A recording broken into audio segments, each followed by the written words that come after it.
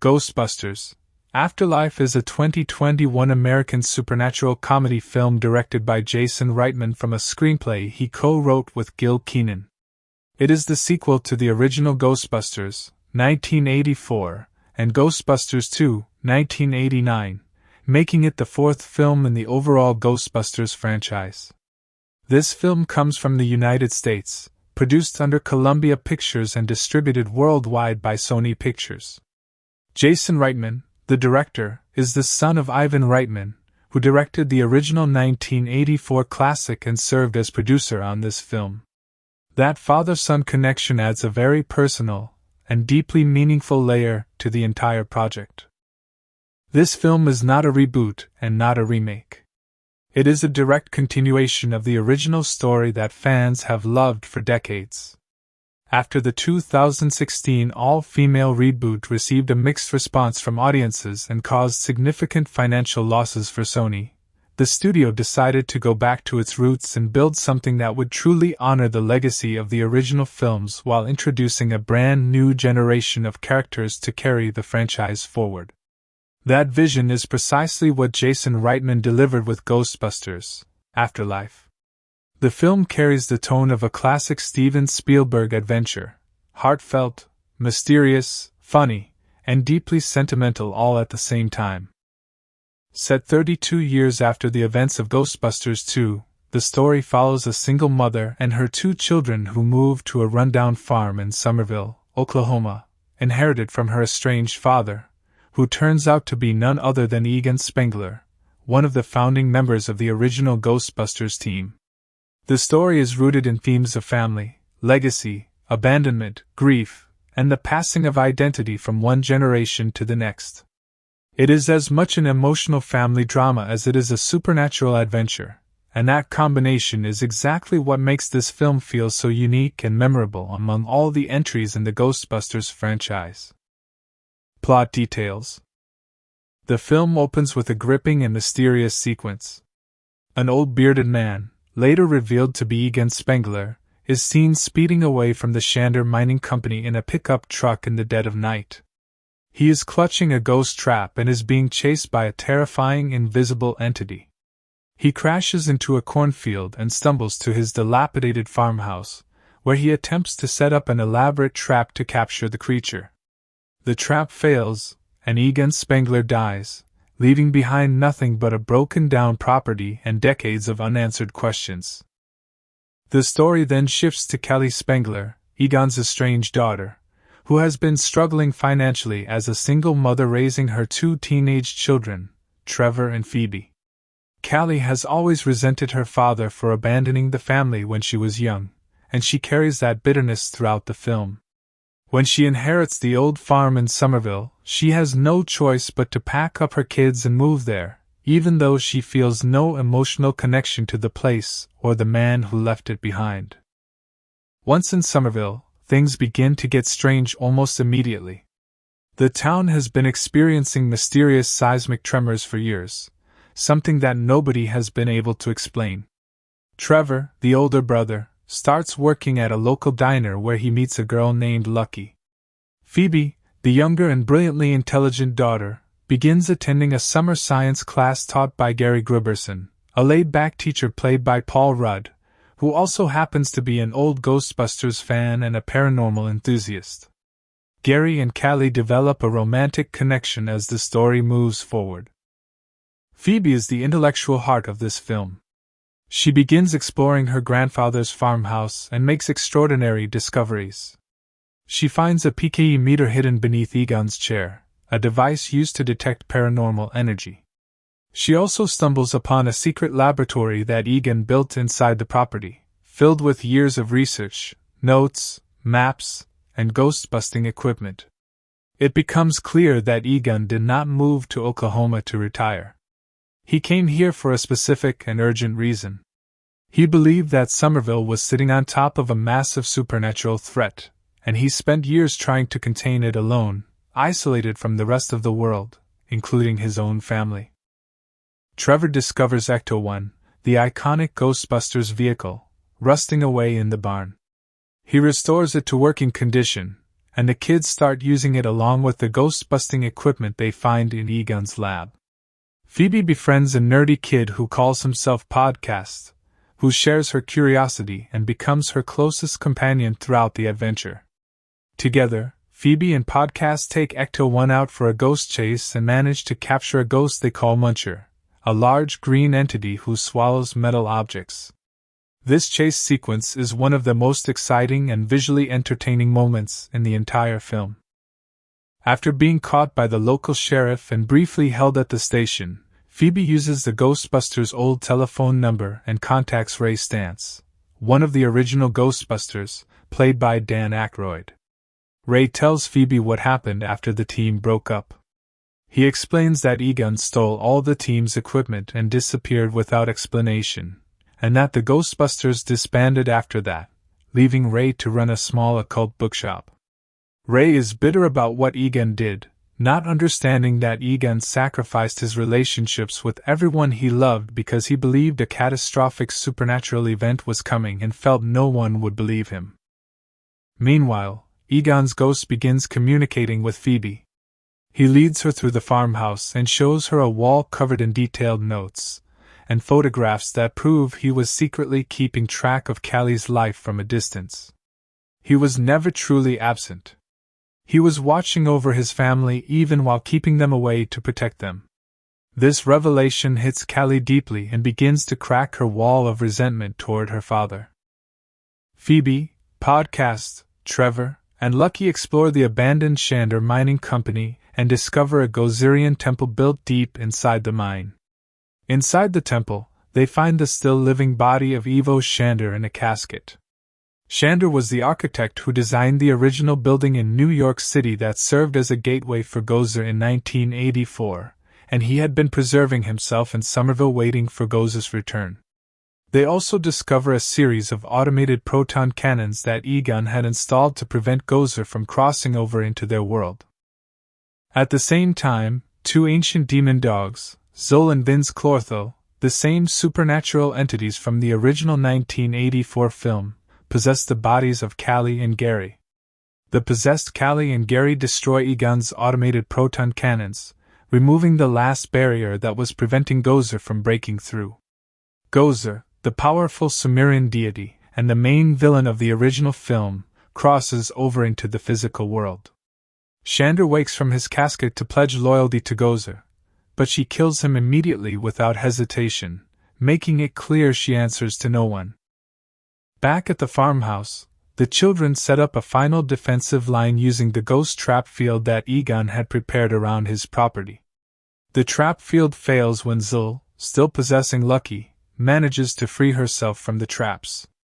Gozer returns to full power, and things look truly desperate. Then, in a moment of pure fan joy and emotional power, Ray Stantz, Peter Venkman, and Winston Zeddemore arrive at the farm. The original Ghostbusters are back, armed with their proton packs, ready to fight one last time. The battle is intense. Gozer overpowers even the original Ghostbusters. Just when all seems lost, Phoebe steps forward with her grandfather's proton pack and engages Gozer directly.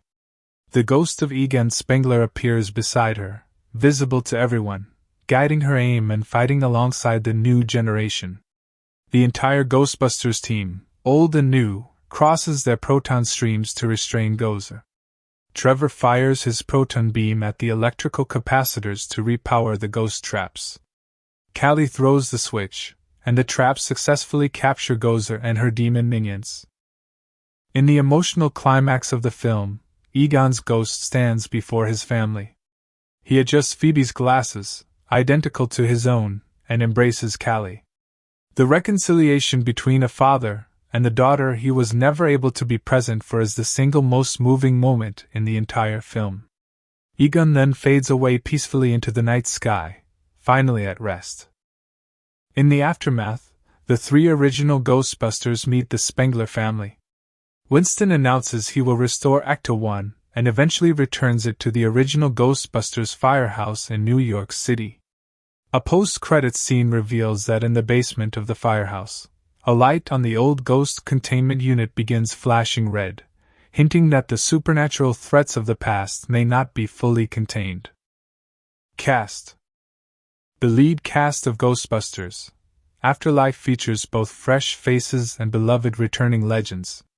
McKenna Grace plays Phoebe Spengler, the intellectual granddaughter of Egon, and the emotional anchor of the entire film.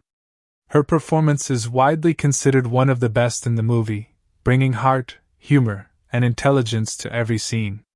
Finn Wolfhard, known globally for his role in Stranger Things, plays Trevor Spengler, Phoebe's older brother, who is more interested in fitting in socially but ultimately rises to the occasion when it matters most. Carrie Coon plays Callie Spengler, the emotionally complex single mother whose journey of forgiving her absent father gives the film its deepest dramatic weight.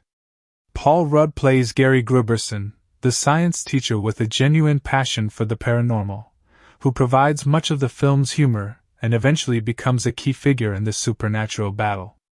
Logan Kim plays Podcast, Phoebe's enthusiastic and loyal friend who adds energy and comedy to the adventure. Celeste O'Connor plays Lucky, the local girl who befriends Trevor and eventually joins the ghost-busting effort. On the returning cast side, Bill Murray reprises his legendary role as Peter Venkman, bringing his signature dry wit and charm to the film's climax. Dan Aykroyd returns as Ray Stantz, still connected to the paranormal world and carrying the grief of the team's breakup. Ernie Hudson returns as Winston Zeddemore, who has become a successful businessman but never forgot his time as a Ghostbuster. Annie Potts returns as Janine Melnitz, the iconic receptionist from the original films. Sigourney Weaver returns as Dana Barrett, Peter Venkman's love interest, revealed in a brief but satisfying scene to be married to Peter.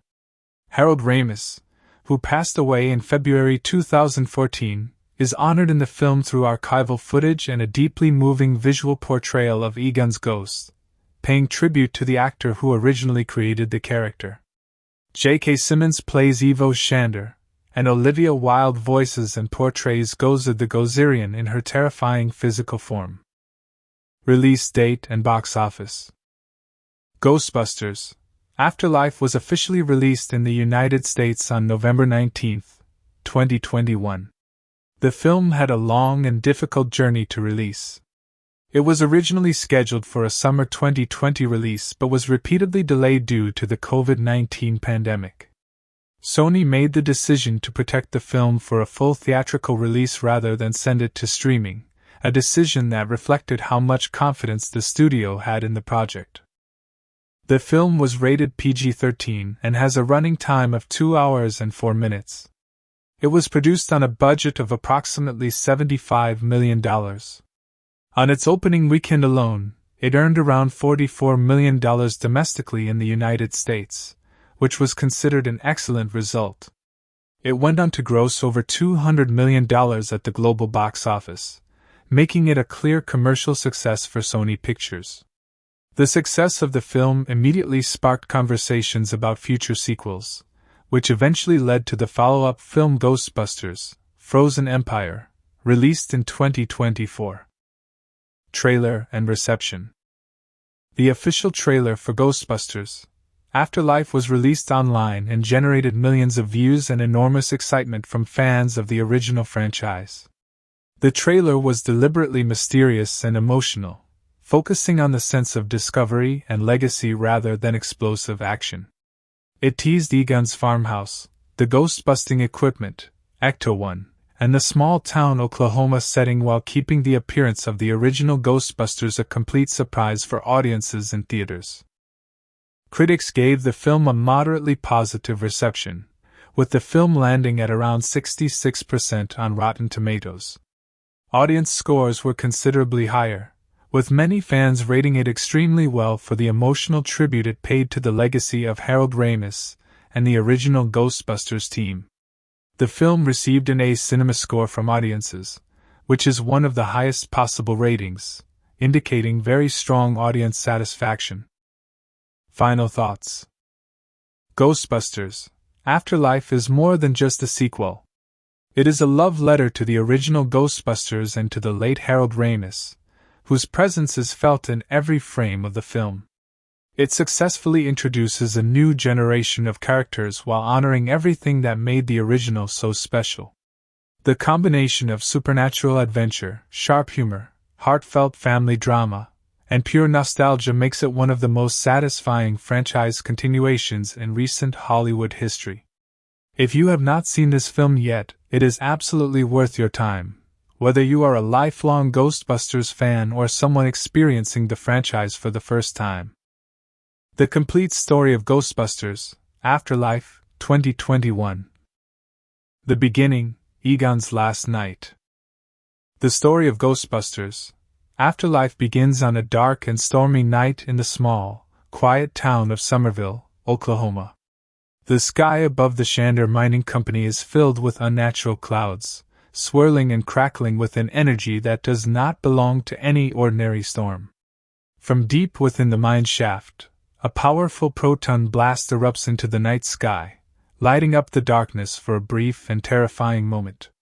Something is happening underground, something ancient and deeply dangerous, and one old man is the only person in the entire world who knows what it is. That old man is Egon Spengler. He emerges from the mine shaft in a battered old pickup truck, driving as fast as the vehicle will carry him down the lonely rural road. His face is weathered, his beard long and gray, and his eyes carried the look of a man who has spent years carrying an enormous burden entirely alone. In his hands he clutches a ghost trap, a small rectangular device that contains a captured supernatural entity. He has managed to trap something tonight, something he has been hunting for a very long time, and he is racing to get it to safety before whatever is chasing him catches up. But he is being followed. Something invisible and terrifyingly powerful is pursuing the truck, moving through the darkness with a speed and aggression that no human being could outrun. The truck swerves, the tires screech, and Egon loses control of the vehicle. The truck crashes violently into a cornfield at the side of the road, and Egon crawls out of the wreckage, bruised and shaken but still holding the ghost trap. He cannot let it go. Whatever is inside that trap must not be released. He staggers to his nearby farmhouse, a dilapidated and crumbling property that he has been living in for years, using it as his base of operations for his secret investigation. Inside the farmhouse, Egon has set up an elaborate system of foot pedal switches and ghost traps designed to capture the invisible entity that is now closing in on him. He activates the system, trying desperately to bait and trap the creature. But before the trap can complete its work, the underground electrical system short-circuits, the power cuts out, and the entire setup fails at the worst possible moment. The invisible entity reaches Egon.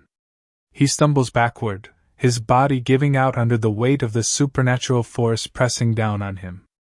He raises one trembling hand, pointing upward toward the ceiling, as if trying to warn someone, as if trying to communicate something of enormous importance to a world that is not yet listening. And then Egon Spengler, one of the founding members of the original Ghostbusters, the greatest scientific mind in the history of paranormal research, collapses and dies alone on the floor of his farmhouse, in a small town that nobody has ever heard of, with no one beside him. He died trying to save the world. He died the way he lived during his final years, in total isolation, carrying the weight of a threat that nobody believed was real. Callie and her children, a family running out of options. The story then moves to the life of Callie Spengler, Egon's estranged daughter. Callie is a single mother in her late 30s, struggling every single day just to keep her family afloat. She has been evicted from her apartment, her finances are a complete disaster, and she has no real plan for what comes next. She is sharp, funny, and tough on the outside, but underneath that exterior is a woman carrying a lifetime of pain rooted in one single fact. Her father walked out on her when she was just a child, and she never understood why. Callie has 2 teenage children. Trevor is the older one, a 17-year-old boy who cares deeply about fitting in and is more interested in social life than academic achievement. He is charming and good-natured, but like many teenagers, he has not yet discovered what he is truly capable of. Phoebe is the younger one, and she is extraordinary. She is 12 years old, intellectually brilliant to a degree that sets her apart from almost every other person around her, deeply logical, socially awkward, and completely unafraid of being different. Phoebe loves science, loves puzzles, and loves chess. She does not quite understand people, but she understands the universe, and that is more than enough for her. When Callie receives word that her estranged father has died and left behind a property in Summerville, Oklahoma, she initially feels nothing but bitterness. She has no interest in anything connected to Egon Spengler. This is the man who abandoned her, who chose his work over his family, who left her with nothing but resentment and unanswered questions. But the reality of her situation leaves her with no other option. She is broke, she is homeless, and there is a property waiting for her in Oklahoma. She packs up the car, loads up the kids, and drives to a place she has never been, to claim the legacy of a man she never really knew. Summerville, a quiet town with strange secrets. Summerville, Oklahoma is not much of a town. It is small, dusty, and quiet, the kind of place where nothing exciting ever happens and where most of the younger generation dreams of leaving. But underneath its ordinary surface, Summerville has been experiencing something deeply unusual for years. The ground shakes regularly with seismic tremors that no geological survey has ever been able to properly explain. The locals have grown so accustomed to these tremors that they barely react to them anymore, treating them as an ordinary nuisance rather than a warning sign of something far more sinister. When Callie and her children arrive at the farmhouse, they find a property in an advanced state of disrepair. The house is old, falling apart, and filled with the accumulated possessions of a man who lived entirely in his own world. Callie is unimpressed and increasingly irritated.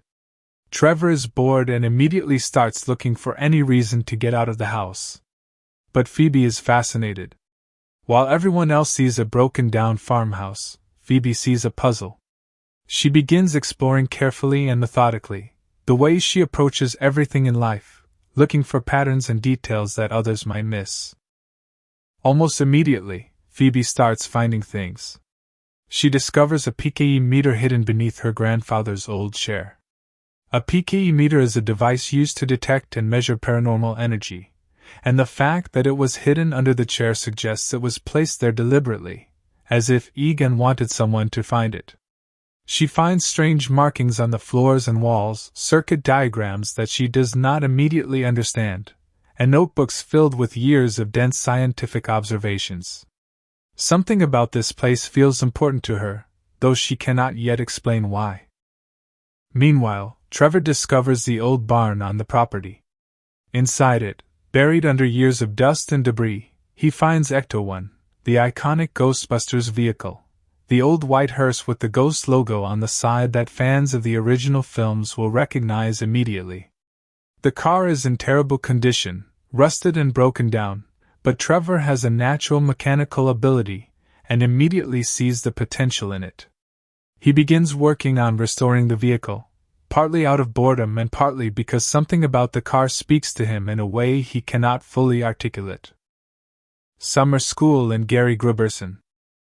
Because Callie needs to keep the kids occupied while she deals with the enormous task of sorting through the farmhouse, she enrolls them in a local summer school program. The teacher running the summer science class is Gary Gruberson, played by Paul Rudd. Gary is not exactly a dedicated educator. He mostly shows his students horror films while sitting at his desk and thinking about other things. But Gary has a genuine and deep passion for one specific subject, the paranormal. He is a fan of the original Ghostbusters in a serious, almost academic way, and Summerville's mysterious seismic activity is the reason he chose to come to this particular town. He believes something unusual is happening underground, and he wants to understand it. Gary and Phoebe connect almost immediately, drawn together by their shared love of science and logical thinking. Gary recognizes that Phoebe is not just intelligent but genuinely gifted in a way that is rare, and he takes her seriously in a way that most adults in her life do not. He gives her access to scientific equipment and encourages her curiosity rather than trying to redirect it. For Phoebe, who has spent most of her life feeling like an outsider, having an adult treat her as an intellectual equal is something meaningful. Gary also begins spending time with Callie, and the two of them develop a natural chemistry. Callie is guarded and sarcastic, and Gary is easygoing and warm, and they balance each other in a way that feels genuine and unforced. Their relationship provides an emotional grounding to the story and eventually becomes one of the key threads in the film's climax. Phoebe also makes a friend at school, a boy who introduces himself only as Podcast. He is enthusiastic, curious, and completely devoted to recording content for his podcast about paranormal activity and conspiracy theories. He may not be as scientifically rigorous as Phoebe, but his openness to the supernatural and his genuine willingness to follow the mystery wherever it leads makes him the perfect companion for her. Phoebe does not make friends easily, and the fact that Podcast accepts her completely, and without judgment is something that matters enormously to her throughout the story. Discovering the ghost and Phoebe's first investigation. Phoebe's investigation of the farmhouse deepens as she discovers more and more of Egon's hidden work. She finds a secret laboratory that Egon built inside the property, a fully equipped paranormal research facility hidden beneath the floorboards and behind the walls of the old house. The lab is filled with sophisticated equipment, years of research notes, maps of Somerville and the surrounding area, and an extensive collection of ghost traps and ghost-busting technology. It becomes unmistakably clear that Egon did not come to Somerville to retire or hide from the world. He came here because of a specific and urgent threat, and he spent years working alone to contain it. One night, Phoebe and Podcast take the PKE meter out into the fields around the farmhouse and begin tracking paranormal energy signals. The meter leads them to a ghost trap buried in the ground. When they pull it out and accidentally open it, a ghost is released, a large, blue, metallic entity that they quickly nickname Muncher because of its habit of swallowing and consuming metal objects. Muncher tears through the town, eating cars, street signs, and anything metallic it can find. Phoebe and Podcast give chase, using the proton wand that Phoebe has managed to repair from Egon's equipment. Trevor, now driving the restored Ecto-1, joins the chase without fully understanding what he is getting into. The sequence that follows is one of the most purely entertaining in the film, Ecto-1 roaring through the streets of Somerville, Phoebe hanging out the window firing a proton beam at Muncher, Podcast screaming with a mixture of terror and excitement from the back seat. The chase eventually results in Muncher being captured in a ghost trap, but not before the kids are pulled over by the local sheriff. They are taken into custody briefly, and their equipment is confiscated. While sitting in the sheriff's station, Phoebe does something that changes everything. She dials the old Ghostbusters telephone number that she found in Egon's notes. She expects nothing. Instead, someone answers. Ray Stantz and the truth about Egon. The man on the other end of the phone is Ray Stantz, one of the founding members of the original Ghostbusters, now running a small occult bookshop in New York City. Ray is surprised to hear from anyone using that old number, and when Phoebe tells him that Egon Spengler has died, the emotion in Ray's voice is complex and raw. He has spent years being angry at Egon for what he did to the team, but hearing that his old friend and colleague is gone clearly hits him hard. Ray tells Phoebe the story of what happened. He explains that after the Ghostbusters defeated Vigo the Carpathian in Ghostbusters 2, the team eventually disbanded as public interest in their work faded and funding dried up. Then one day, without any warning or explanation, Egon Spengler stole all of the team's equipment and vanished. He just disappeared, leaving the rest of the team with nothing, no proton packs, no Ecto-1, no ghost traps, no PKE meters. The Ghostbusters were finished, and Egon never explained why he did it. Ray's bitterness toward Egon is clear, but what Ray does not know, what none of the original Ghostbusters knew, is that Egon did not steal the equipment to betray them.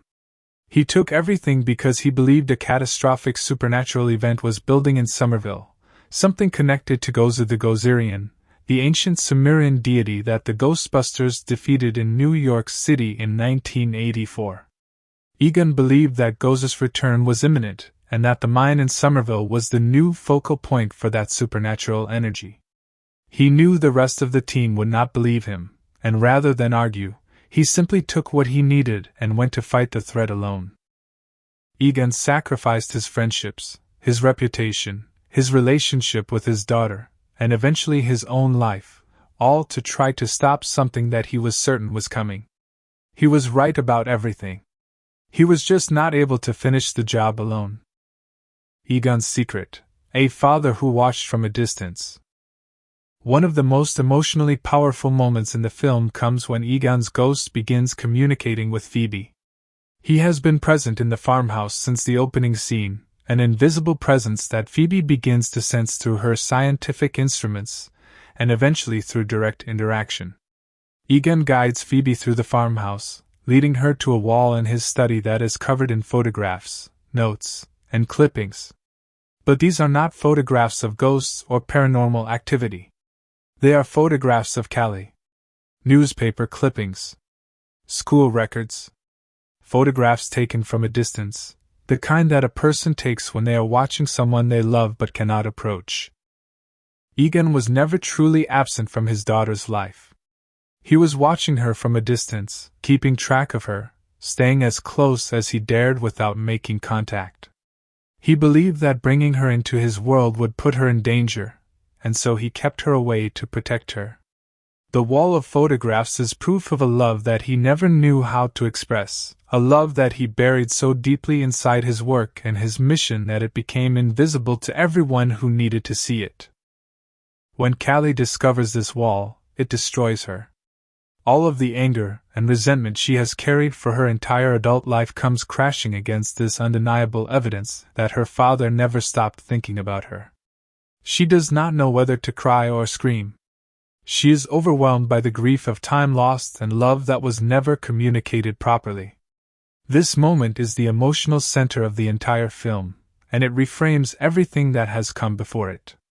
Egon was not a cold and absent man. He was a deeply loving father who made the agonizing choice to stay away from his family because he believed it was the only way to keep them safe. The Mine and the Gozerian Temple. Phoebe, Podcast, Trevor, and Lucky, the local girl that Trevor has been spending time with, make their way into the abandoned Shander Mining Company to investigate the source of the mysterious seismic tremors that have plagued Somerville for years. What they find deep inside the mine is far beyond anything they expected. Hidden within the tunnels is a Gozerian temple, an ancient structure built to honor and facilitate the return of Gozer the Gozerian to the physical world. The temple is massive and deeply unsettling, clearly built with an intentionality and a purpose that stretches back far before anyone in Somerville was born. Inside the temple, the kids discover something even more shocking.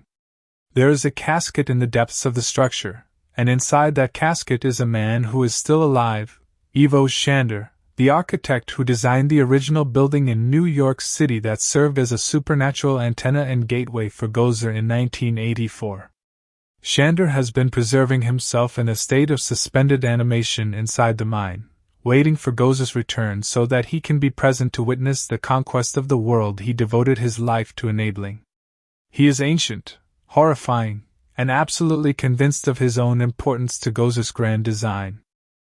The kids also discover the automated proton cannons that Egon installed throughout the temple.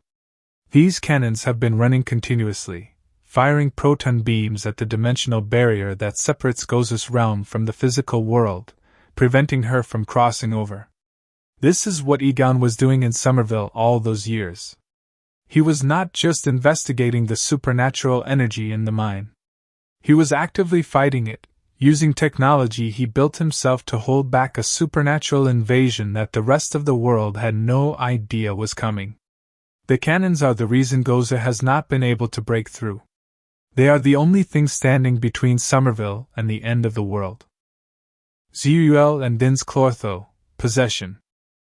Before the kids can fully process the magnitude of what they have found, everything begins to fall apart rapidly. The two supernatural entities known as Zul and Vinz Clortho, the same demonic dog spirits that appeared in the original 1984 film as the Terror Dogs, have been lurking in Somerville, waiting for the right moment to act. They are the servants and gatekeepers of Gozer, and their purpose is to possess human hosts and prepare the way for their master's arrival. Zul possesses Callie, and Vinz Clortho possesses Gary. The possession transforms them completely. Their eyes go dark, their voices change, and they become vessels for ancient supernatural intelligence.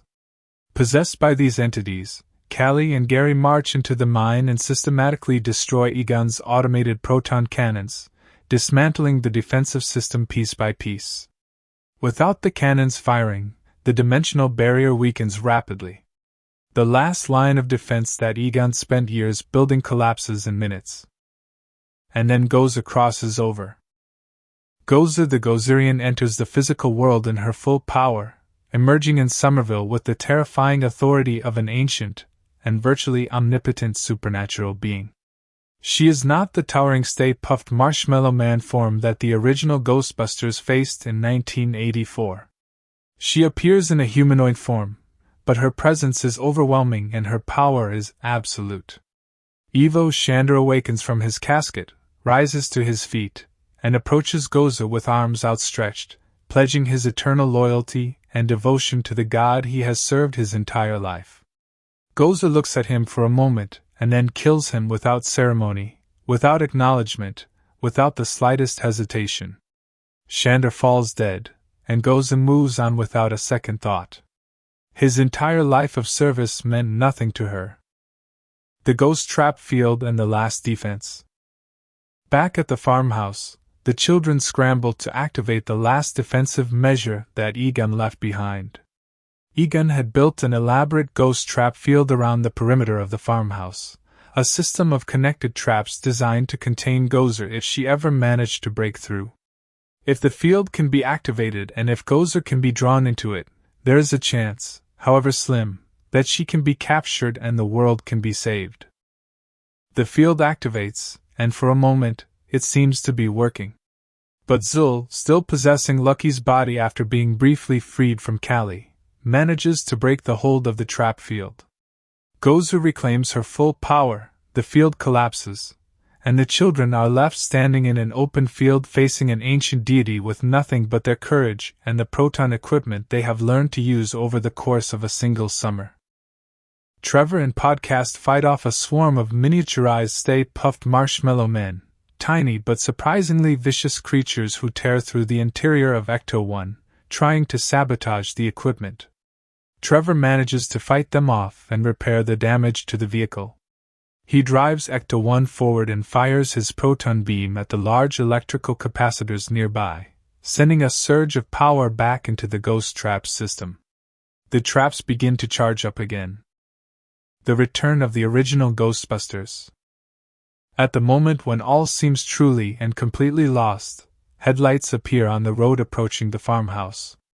3 figures step out of a vehicle, each of them carrying a proton pack. Ray Stantz, Peter Venkman, Winston Zeddemore. The original Ghostbusters, old and gray and carrying the weight of decades, but still standing, still willing to fight, still answering the call when the world needs them. The arrival of the original Ghostbusters is one of the great emotional payoffs in modern blockbuster filmmaking. For fans who grew up with these characters, seeing them walk back into the fight after all these years is genuinely moving. Peter Venkman, characteristically, makes a joke. Ray Stantz looks like a man who has been waiting 30 years to do this again. Winston Zeddemore is steady and determined, the dependable heart of the team that he has always been. They open fire on Gozer with their proton packs, crossing their streams and fighting with everything they have. But Gozer is powerful beyond anything they can fully contain on their own. She pushes back against them, driving them to the edge of defeat with contemptuous ease. She has been imprisoned and defeated once before, and she has not forgotten or forgiven the men responsible. Egon's Ghost, the final battle. Phoebe watches the original Ghostbusters being overwhelmed, and she makes a decision. She picks up her grandfather's proton pack, the one she repaired herself in his hidden laboratory, and she steps forward. A 12-year-old girl, barely tall enough to carry the equipment, walking directly toward an ancient and all-powerful supernatural entity. The bravery of this moment is staggering. And then something extraordinary happens. The ghost of Egon Spengler appears beside her. He is visible now, not just to Phoebe but to everyone. He stands next to his granddaughter, and his presence is felt by every person on that field. He cannot speak. He cannot fire a weapon. But he can guide Phoebe's aim, steadying her hand and directing her proton beam with the expertise of a lifetime dedicated to paranormal science. Together, granddaughter and grandfather fight side by side for the first time and the last time. The original Ghostbusters see their fallen friend and colleague standing in the field beside his granddaughter. The emotion of that moment is immeasurable. They join their proton streams with Phoebe's, all four streams crossing and restraining Gozer, holding her in place. Trevor fires his proton beam at the capacitors, charging the trap system one final time. Callie, free from possession and standing at the switch, throws the lever with everything she has. The ghost traps activate. Gozer and her demonic minions are dragged into the traps, their power extinguished, their conquest of the world prevented. The battle is over. Somerville is saved. The world is saved. Egon says goodbye. In the quiet that follows the battle, Egon's ghost stands before his family. The original Ghostbusters watch in silence, deeply moved by the sight of the man they lost. Egon moves to Phoebe and carefully adjusts her glasses, the same style of thick-framed glasses that Egon himself always wore, a small and perfect gesture that speaks to the connection between them, the shared genes, the shared brilliance, the shared identity that spans a generation. Then he turns to Callie. He opens his arms and she steps into them, and for the first time in her life, Callie Spengler is held by her father. The estrangement, the resentment, the years of feeling abandoned and unloved, all of it dissolves in this single moment. She finally understands why he did what he did. She finally understands that he loved her every single day even when she could not see it. She finally gets to say goodbye to the father she never really had a chance to know. Egon holds her for a moment that feels simultaneously eternal and heartbreakingly brief. And then he fades. His form dissolves quietly into the night sky, like light scattering at the end of the day, and he is gone. He has reconciled with his family. He has seen his granddaughter carry on his legacy. He has stood one final time beside the friends he loved. He can rest now. The aftermath and the future. In the aftermath of the battle, the three surviving original Ghostbusters meet the Spengler family properly for the first time. Winston announces that he will personally see to restoring Ecto-1 to its former glory. True to his word, Winston eventually returns the fully restored Ecto-1 to the original Ghostbusters firehouse in New York City, where the team's history began. The implication is clear: the Ghostbusters are not finished. The legacy continues. In a brief but deeply satisfying scene, Peter Venkman is revealed to be married to Dana Barrett, his love interest from the original films. It is a small moment, but it closes a loop that fans have been waiting decades to see closed. In the post-credits scene, deep in the basement of the old Ghostbusters firehouse, the containment unit that has been holding the ghosts captured over decades suddenly shows a flashing red warning light. Whatever is contained in that unit is becoming unstable. The supernatural threats of the past are not fully contained after all. Something is stirring, and the world will need Ghostbusters again. McKenna Grace. McKenna Grace was born on June 25, 2006, in Grapevine, Texas, a small city located in the Dallas-Fort Worth metropolitan area. From the very earliest years of her life, it was clear to everyone around her that she possessed a natural and extraordinary talent for performance. She was not the kind of child who stumbled into acting by accident, or was pushed into it by ambitious parents. She was drawn to it with an intensity and a focus that was remarkable for someone so young, and she pursued it with a determination that most adults never manage to find in their own careers. She began her professional acting career at the age of 6, which places her first steps into the industry at an almost unbelievably young age. Her family relocated to Los Angeles to support her ambitions, and she began auditioning and landing roles in television almost immediately. Her early work included appearances in a wide range of television series, and she demonstrated from the very beginning an ability to hold her own alongside experienced adult actors, something that is genuinely rare in child performers. Most child actors are charming or cute or endearing in ways that audiences respond to, but McKenna Grace was something different. She was technically skilled, emotionally present, and capable of delivering performances that felt fully inhabited rather than performed.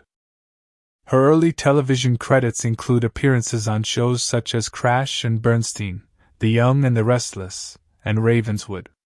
She also appeared in the comedy series Me, Myself and I, and began building a reputation in Hollywood as one of the most reliable and talented young actresses working in the industry. Directors and casting agents who worked with her during this period consistently spoke about her professionalism and her instinctive understanding of character, qualities that are usually only developed after years of experience. One of her most significant early roles came in the Fox drama series The Handmaid's Tale, where she played a younger version of the character June Osborne, the protagonist of the series. The show is based on Margaret Atwood's celebrated novel and is one of the most critically acclaimed dramas of its era. Appearing in a production of that caliber at such a young age, and delivering a performance that matched the tone and emotional weight of the series, announced McKenna Grace to a much wider audience and demonstrated that her talent was not limited to lighter or more straightforward material. Her film career began gaining significant momentum when she was cast in the 2017 drama Gifted, directed by Mark Webb.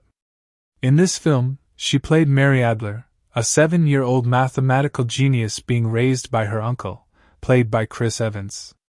The film deals with themes of exceptional intelligence, family conflict, and the question of what kind of life is best for a gifted child. McKenna Grace's performance in this film was extraordinary.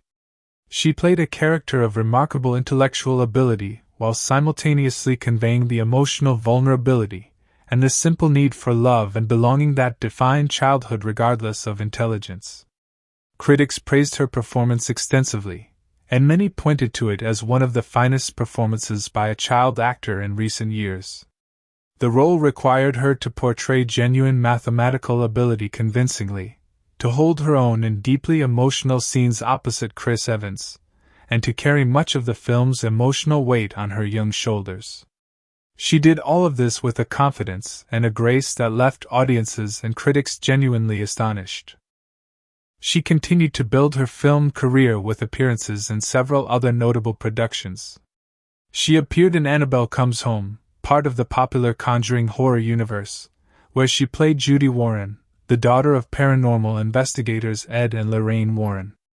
The role required her to anchor a horror film as its primary protagonist, navigating genuinely frightening sequences while maintaining the emotional core of the story. She handled the material with impressive composure and skill, proving that she could carry genre films as effectively as she could carry dramatic ones. She also appeared in I, Tonya, the acclaimed biographical drama about figure skater Tonya Harding, playing the young version of the title character. The film starred Margot Robbie as the adult Tonya Harding, and McKenna Grace's work as the younger version of the character was seamless in its consistency with Robbie's performance, a remarkable achievement that required her to study and replicate specific mannerisms and emotional qualities across different stages of a real person's life. When she was cast as Phoebe Spengler in Ghostbusters, Afterlife, it represented the most significant role of her career to that point. The character of Phoebe is the intellectual and emotional center of the entire film, a girl of extraordinary brilliance who is socially isolated and struggling to connect with the world around her in the way that most people do naturally. It was a role that required enormous technical skill, because Phoebe's intelligence had to feel completely authentic and not like a performance of intelligence, and it required deep emotional availability, because Phoebe's journey throughout the film is fundamentally about discovering who she is and where she comes from. McKenna Grace brought everything she had to the role. Her portrayal of Phoebe is widely considered one of the finest performances in the film, and many critics specifically highlighted her work as the element that gave the movie its emotional backbone. The scene in which Phoebe first connects with the ghost of her grandfather, and the climactic sequence in which she picks up his proton pack and walks toward Gozer, are among the most memorable moments in recent blockbuster cinema, and they work as powerfully as they do almost entirely because of what McKenna Grace brings to them. Beyond acting, McKenna Grace is also a musician. She writes and performs her own music, and she released original songs during the promotional period for Ghostbusters, Afterlife that were warmly received by her fans. Her musical talent adds another dimension to an already remarkable creative profile, and it suggests that her artistic ambitions extend far beyond any single medium. She is also known for her commitment to various charitable causes and for using her platform to speak on issues she cares about. She is open about the challenges of growing up in the public eye and about navigating the entertainment industry as a young person, and her thoughtfulness about these subjects reflects a maturity and self-awareness that goes well beyond her years. As of the time of writing, McKenna Grace is still a teenager, and the career she has already built would be the envy of most actors who have spent decades in the industry.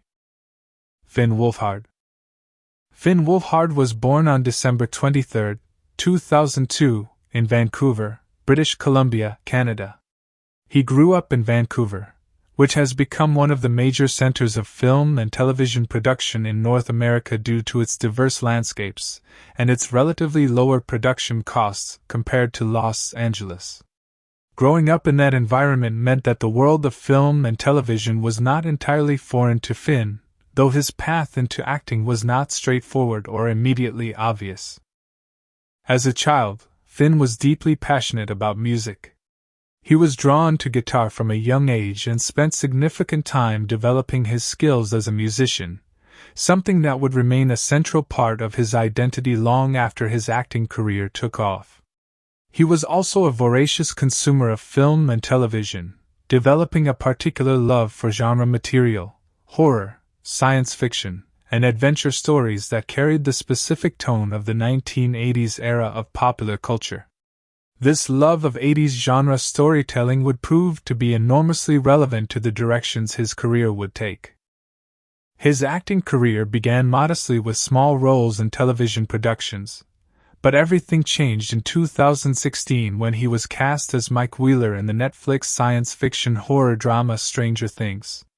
The show, created by the Duffer Brothers, is set in the 1980s and draws deeply on the aesthetics, tone, and storytelling traditions of that decade, including the work of directors like Steven Spielberg, John Carpenter, and Stephen King. It tells the story of a group of children in a small Indiana town who encounter supernatural forces connected to a mysterious government laboratory and an alternate dimension called the Upside Down. Stranger Things became one of the most successful and culturally significant television series of the decade. Its premiere season was a massive critical and commercial success, and Finn Wolfhard's performance as Mike Wheeler, the de facto leader of the core group of children, was immediately recognized as one of its central strengths. Mike is the emotional heart of the group, the one who feels responsibility most deeply, and who drives the action forward even when he is frightened. Finn brought a natural charisma and an emotional authenticity to the role that made Mike one of the most beloved characters in a show filled with beloved characters. The success of Stranger Things transformed Finn Wolfhard's career almost overnight. He became one of the most recognizable young actors in the world, and his profile was raised to a level that gave him access to film projects of significant scale and ambition. He used that access wisely, choosing projects that reflected his genuine artistic interests rather than simply chasing commercial opportunities. His first major film role after Stranger Things came in 2017 when he was cast as Richie Tozier in it, the adaptation of Stephen King's landmark horror novel. The film, directed by Andy Muschietti, focuses on a group of children in the fictional town of Derry, Maine, who are terrorized by a shape-shifting entity that most commonly appears as a demonic clown named Pennywise. Richie Tozier is the comedian of the group, the one who uses humor as a defense mechanism and whose sharp tongue is both his greatest social asset and his way of hiding the vulnerability underneath.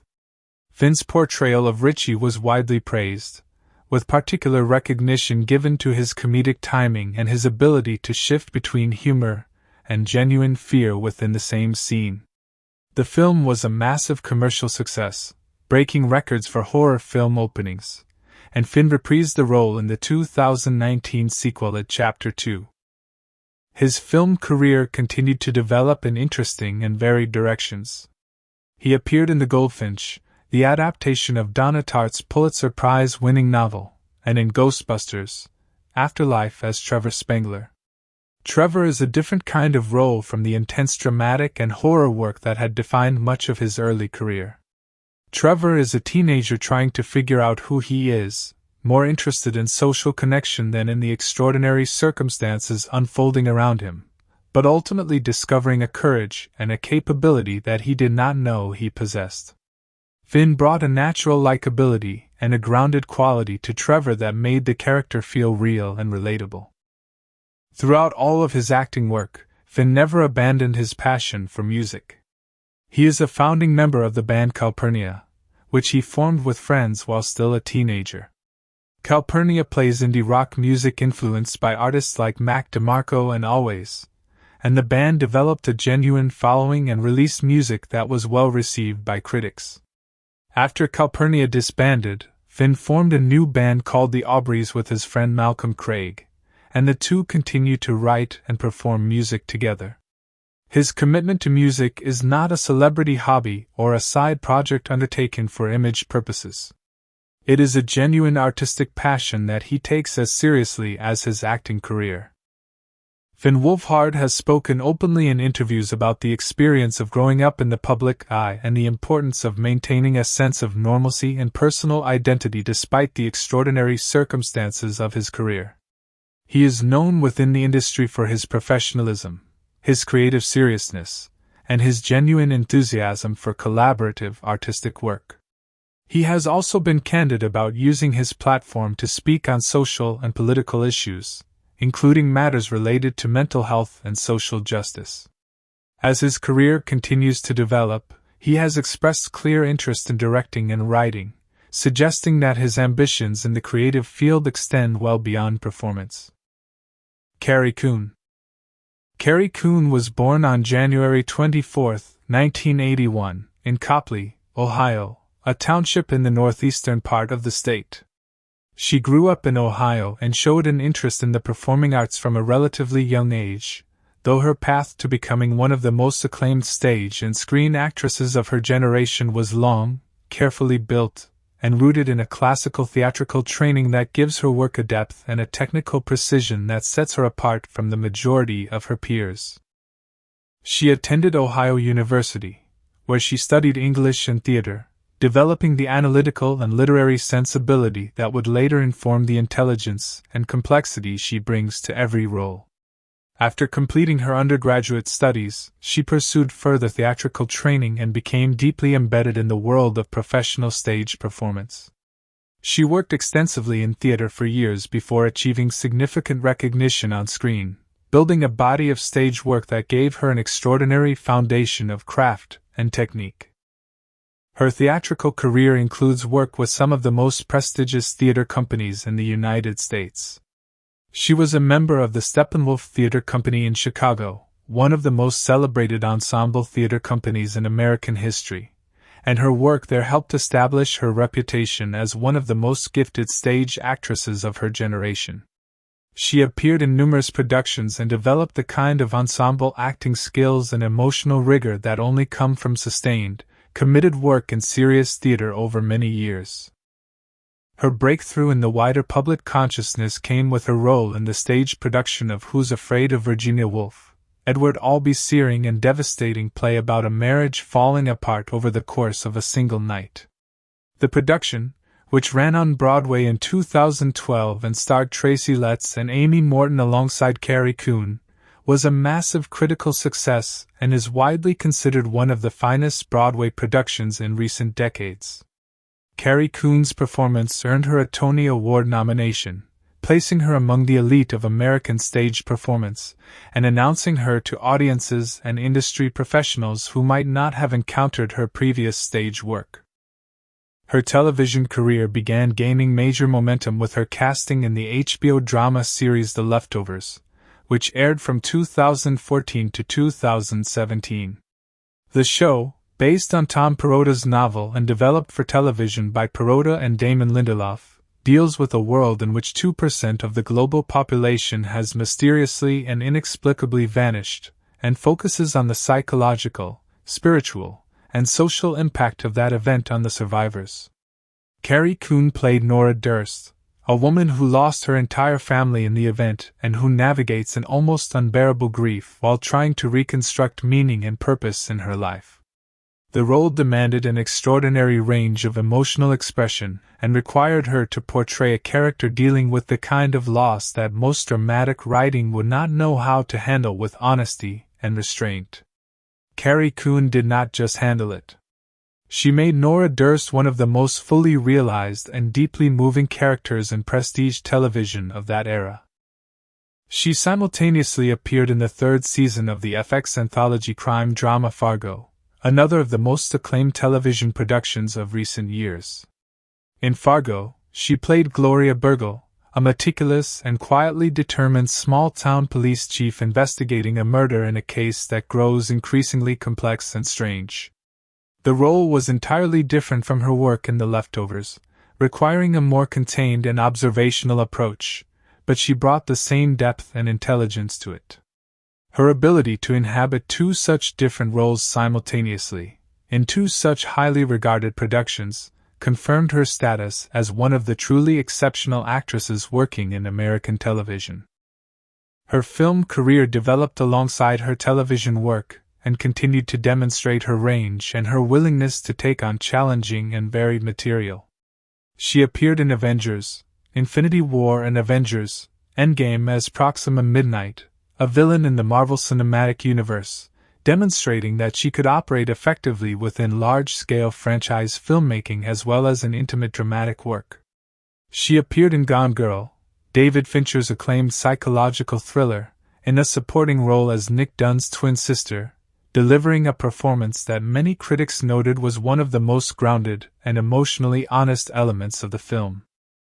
Her casting as Callie Spengler in Ghostbusters: Afterlife gave her the opportunity to be the emotional and narrative anchor of a major studio blockbuster, a role she inhabited with the same commitment and intelligence she brings to all of her work. Callie is a complex character, angry, funny, loving, defensive, and ultimately vulnerable in ways that she has spent years protecting herself from acknowledging. Carrie Coon made every single one of those qualities feel completely authentic, and her scenes dealing with Callie's complicated feelings about her absent father are among the most genuinely affecting moments in the film. Paul Rudd. Paul Rudd was born on April 6, 1969, in Passaic, New Jersey, and grew up primarily in Overland Park, Kansas, after his family relocated there during his childhood. He attended the University of Kansas, where he studied theater, and later continued his training at the American Conservatory Theatre in San Francisco and at the British American Drama Academy in Oxford, England. His training was thorough and serious, giving him a technical foundation that underpins the seemingly effortless naturalism that characterizes his work on screen. His career began in earnest with his breakout role as Josh in the 1995 comedy film Clueless, directed by Amy Heckerling. Clueless is one of the defining films of the 1990s, a sharp and clever comedy that uses Jane Austen's Emma as its template, while reimagining it as a story set in the world of Beverly Hills high school culture. Paul Rudd's performance as the intellectual, slightly sardonic older stepbrother of the protagonist was immediately charming and established the quality that would become the defining characteristic of his screen persona, an ability to be genuinely funny without ever seeming like he is trying to be funny, combined with a warmth and a fundamental decency that makes audiences like him instinctively. Throughout the late 1990s and 2000s, Paul Rudd built a steady and impressive career in both film and television, consistently delivering performances of quality even in projects that were not always worthy of his talent. He appeared in Romeo and Juliet, the Baz Luhrmann adaptation of Shakespeare's play, and in The Object of My Affection opposite Jennifer Aniston. He became a central figure in the comedic world that developed around writer and director Judd Apatow, appearing in The 40-Year-Old Virgin, Knocked Up, I Love You Man, and numerous other films that defined mainstream American comedy in the late 2000s and early 2010s. His chemistry with other actors in those films, particularly with Jason Segel in I Love You Man, is warm and natural and made audiences genuinely believe in the friendships being portrayed. He also had a long-running role in the NBC comedy series Parks and Recreation, playing Ben Wyatt, a city manager who falls in love with the show's protagonist Leslie Knope. The role gave him the opportunity to develop a character over several seasons, and his work on the show, particularly in the later seasons, demonstrated a deeper emotional range than his primarily comedic film work had fully revealed. The most transformative moment in Paul Rudd's career came when he was cast as Scott Lang, the Ant-Man, in the Marvel Cinematic Universe. The first Ant-Man film was released in 2015, and Paul Rudd's casting was widely discussed because the role of a superhero seemed in some ways an unlikely fit for an actor known primarily for comedic and dramatic work rather than action. But the fit turned out to be perfect. Paul Rudd brought to the role the same warmth, charm, and self-deprecating humor that had defined his entire career, and he created a version of a superhero who felt genuinely different from the other characters in the MCU, more ordinary, more fallible, more reluctant, and ultimately more relatable because of those qualities. He reprised the role in Captain America, Civil War, Avengers, Endgame, and Ant-Man and the Wasp, as well as in Ant-Man and the Wasp, Quantumania, cementing his place as one of the most beloved figures in one of the most successful film franchises in history. His physical transformation for the role, building a level of muscular fitness that required significant and sustained dedication, demonstrated that beneath the easygoing comedic exterior was a disciplined and serious professional who was willing to do whatever was necessary to inhabit a role fully. His casting as Gary Gruberson in Ghostbusters, Afterlife brought him into another beloved franchise, and he brought to Gary the same qualities that have defined his career: the warmth, the humor, the fundamental likability, and the sense of a genuinely decent person underneath all the comedy. Gary is not a central figure in the supernatural conflict of the film, but he provides its emotional and comedic grounding, and Paul Rudd makes every scene he is in feel warmer and more alive because of his presence. Outside of acting, Paul Rudd is widely known in Hollywood for being one of the genuinely kind and decent people in an industry that does not always reward those qualities. Stories of his thoughtfulness toward fans and his graciousness with colleagues are numerous and consistent, and his reputation for being a warm and generous collaborator follows him everywhere he goes. He is also known, somewhat humorously, for appearing to barely age over the course of his career, a quality that has become something of a running cultural joke and that he handles with characteristic good humor. Bill Murray. Bill Murray was born on September 21, 1950, in Wilmette, Illinois, a suburb of Chicago, the fifth of 9 children in a large Irish Catholic family. His father, a lumber salesman, died when Bill was 17 years old, and the experience of loss at a formative age left its mark on a man who would spend much of his life and career exploring the space between comedy and melancholy with an instinctive and deeply personal understanding of what that territory feels like from the inside. He attended Loyola University in Chicago briefly before dropping out, and after a period of drifting that included an arrest for attempting to smuggle marijuana through an airport, he found his way to comedy through the Second City Comedy Troupe in Chicago, one of the most important comedy institutions in American history, and the training ground for an extraordinary number of the most significant comedic voices of the 20th century. Second City's approach to comedy, rooted in improvisational technique, collaborative ensemble work, and a commitment to finding truth within humor, shaped Bill Murray's comedic sensibility in ways that would define his career. He joined the cast of the National Lampoon Radio Hour and then moved to the National Lampoon Stage Show, where he worked alongside future collaborators and friends including John Belushi, Chevy Chase, and Dan Aykroyd. His television career took off when he joined the cast of Saturday Night Live in 1977, replacing Chevy Chase after Chase left the show. Bill Murray's tenure on Saturday Night Live, while shorter than that of some of his colleagues, is widely considered one of the most distinctive and influential in the show's history. His characters were original, unpredictable, and rooted in a specific quality of ironic detachment combined with unexpected warmth that would become his trademark.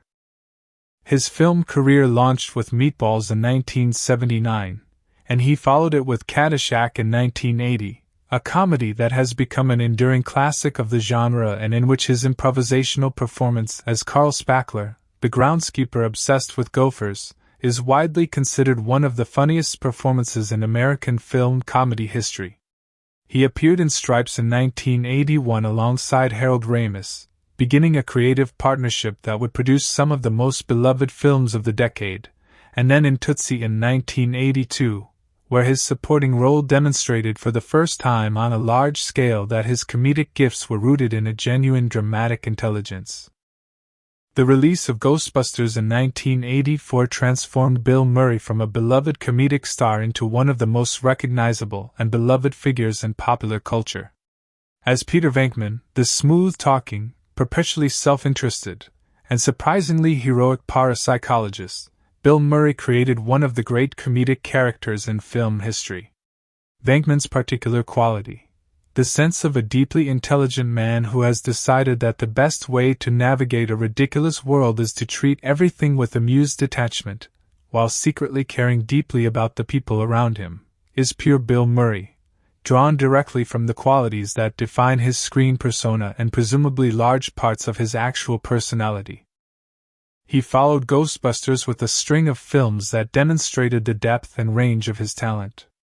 Scrooged in 1988 was a dark and satirical adaptation of A Christmas Carol that allowed him to play genuinely unsympathetic qualities while maintaining audience sympathy. What About Bob in 1991 paired him with Richard Dreyfuss in a comedic battle of wills that showcased his improvisational instincts. But it was Groundhog Day in 1993, directed by Harold Ramis, that produced what many consider his definitive performance. As Phil Connors, a cynical weatherman who finds himself trapped in a time loop, Bill Murray was required to traverse the full arc of human emotional experience across a single film, beginning with bitter cynicism and arriving at genuine wisdom and love. The film is now recognized as a modern classic and as one of the most philosophically rich comedies ever made. His later career took an unexpected and fascinating turn when he began collaborating with director Wes Anderson, appearing in Rushmore, The Royal Tenenbaums, The Life Aquatic with Steve Zissou, and other Anderson films.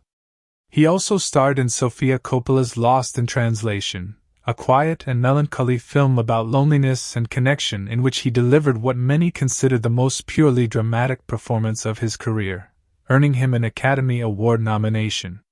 The film revealed depths of emotional availability in Bill Murray that his comedic work, brilliant as it is, does not always make visible.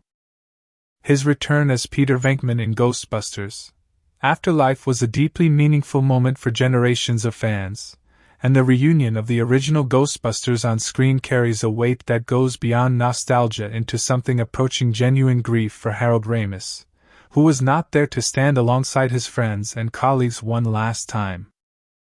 Dan Aykroyd. Dan Aykroyd was born on July 1, 1952, in Ottawa, Ontario, Canada, into a family with a deep and specific connection to the paranormal. His great-grandfather was a spiritualist who believed in the ability to communicate with the dead, and his father, Peter Ackroyd, was a dedicated researcher of paranormal phenomena who wrote a book on the subject. Dan Aykroyd grew up in a household where the supernatural was treated as a serious subject worthy of genuine investigation, and this background was not incidental to his later creation of the Ghostbusters concept. He was drawing directly on the intellectual and spiritual world of his own family history. He studied criminology and sociology at Carleton University in Ottawa but left before completing his degree, drawn instead toward comedy.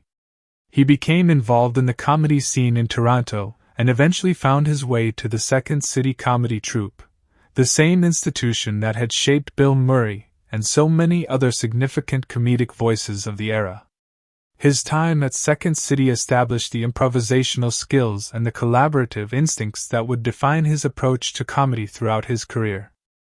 He joined the original cast of Saturday Night Live in 1975, becoming one of the founding members of what would prove to be one of the most influential comedy ensembles in the history of American television.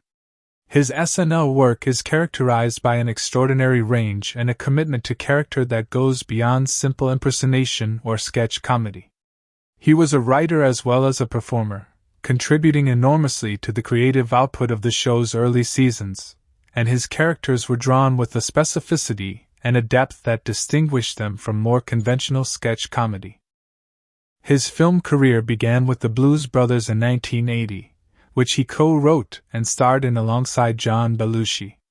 The film, based on a sketch from Saturday Night Live, became a beloved classic of American comedy and music cinema. The death of John Belushi in 1982 was a devastating blow to Dan Aykroyd personally and professionally, and it contributed to the emotional weight with which he approached all subsequent creative partnerships. The creation of Ghostbusters is one of the most significant achievements of Dan Aykroyd's creative career. He conceived the original concept and wrote the first draft of the screenplay, drawing on his family's interest in the paranormal and his own deep knowledge of ghost lore and psychic phenomena. The script he originally wrote was far more elaborate and science fiction oriented than the film that was eventually made, and it was Harold Ramis who worked with him to shape it into the more grounded and character-driven comedy that became one of the most beloved films of the 1980s. The partnership between Aykroyd and Ramis, and the creative collaboration with Bill Murray and director Ivan Reitman, produced something genuinely exceptional, a film that was funny and exciting and emotionally resonant all at the same time. Beyond Ghostbusters, Dan Aykroyd's film career includes a wide range of work across different genres. He appeared in Trading Places opposite Eddie Murphy, Spies Like Us, Dragnet, and numerous other comedies. He received an Academy Award nomination for Best Supporting Actor for his performance in Driving Miss Daisy in 1989, a deeply serious dramatic role that demonstrated the range beneath his comedic surface. He also appeared in My Girl, Grosse Point Blank, and many other productions spanning several decades. Outside of his acting and writing career, Dan Aykroyd is also known as a businessman with a particularly deep passion for vodka. He founded the Crystal Head vodka brand, which is sold in skull-shaped bottles and has become one of the more distinctive premium vodka brands in the market. He is also a passionate advocate for paranormal research, maintaining the interest in the subject that he inherited from his family, and that has informed so much of his creative work. His return as Ray Stantz in Ghostbusters, Afterlife gave him the opportunity to revisit one of the great characters of his career and to honor the legacy of Harold Ramis in a deeply personal and public way. The grief that Ray Stantz carries in the film for the loss of Egon Spengler is not entirely fictional. Ernie Hudson. Ernie Hudson was born on December 17, 1945, in Benton Harbor, Michigan. His early life was marked by significant hardship. His mother left the family when he was very young, and he was raised primarily by his grandmother, a woman of extraordinary strength and devotion who provided him with the stability and the love that shaped his character. He has spoken throughout his career about the profound influence his grandmother had on him, and about the gratitude he feels for the foundation she provided during a childhood that had every reason to be difficult. He served in the United States Marine Corps, an experience that instilled in him a discipline and a sense of purpose that he carried with him into his subsequent academic and artistic pursuits. After leaving the Marines, he attended the University of Minnesota, where he studied English, and later pursued graduate study in theater. His academic background gave him a rigorous and thoughtful approach to text and character that informs his work in ways that are not always immediately visible but that experienced collaborators consistently remark upon. He worked extensively in theater, developing his craft through years of stage performance that gave him a technical foundation and an understanding of character construction that has sustained his career across more than 5 decades. His film and television career began in the early 1970s and has been remarkably prolific, encompassing an enormous range of roles across virtually every genre. His most famous role is undoubtedly Winston Zeddemore in Ghostbusters, a character whose creation and inclusion in the film has its own complicated history. The original screenplay for Ghostbusters gave Winston a much larger role, making him a central figure in the story from the beginning. By the time the film was actually produced, the character had been significantly reduced, with Winston not appearing until roughly the midpoint of the story.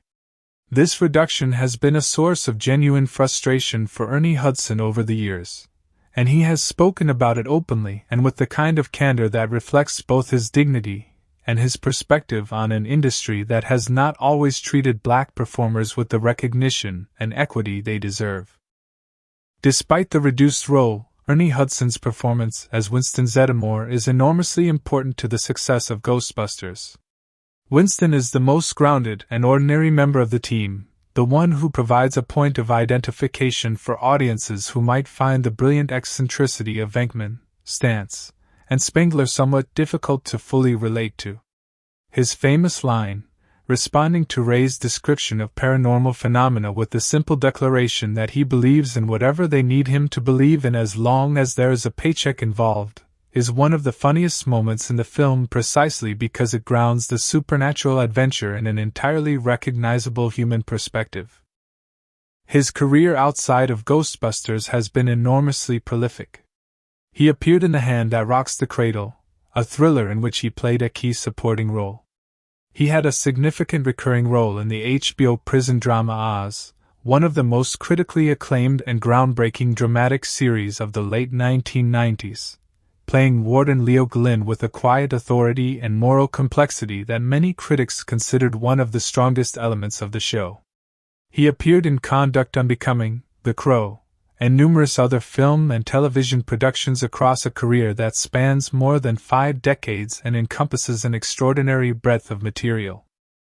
He is also known as a committed and thoughtful advocate for greater equity and representation in Hollywood, speaking with consistency and intelligence about the structural challenges faced by black performers and filmmakers in an industry that has historically been slow to recognize and compensate talent equitably. His perspective on these issues is informed by decades of direct personal experience, and he speaks about them not with bitterness but with a clear-eyed determination to contribute to genuine change. His return as Winston Zeddemore in Ghostbusters, Afterlife, and the announcement at the end of the film that Winston will personally restore Ecto-1 and bring it back to the firehouse, suggests that Winston may finally be positioned to receive the prominence in the franchise that the character was always capable of carrying. It is a moment that feels like both a narrative development and a quiet act of justice toward a performer who has given the franchise so much. Sigourney Weaver. Sigourney Weaver was born on October 8, 1949, in New York City.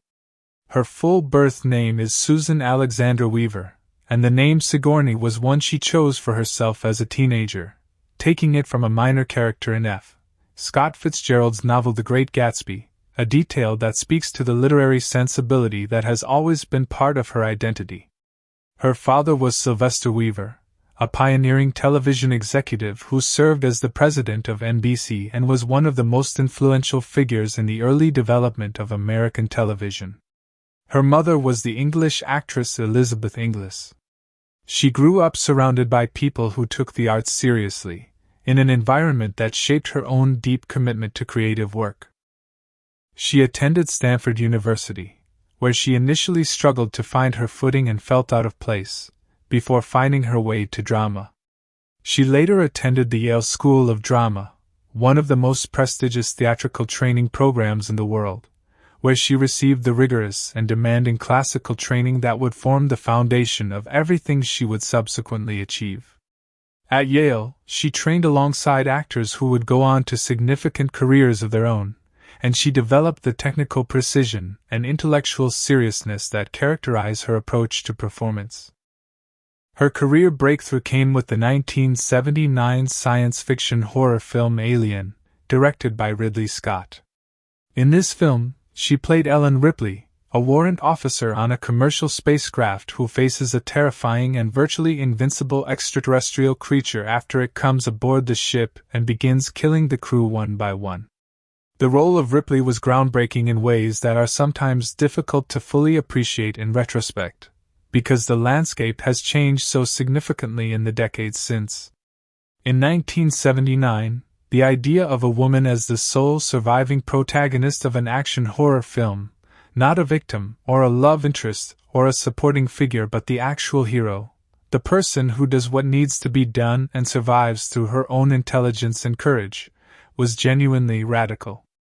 Ellen Ripley changed what was possible for women in genre cinema, and Sigourney Weaver created her with such complete conviction and such physical and emotional authority that the character became one of the most iconic in film history. She reprised the role of Ellen Ripley in Aliens in 1986, a sequel directed by James Cameron that is widely considered one of the greatest action films ever made, and she received an Academy Award nomination for Best Actress for her performance.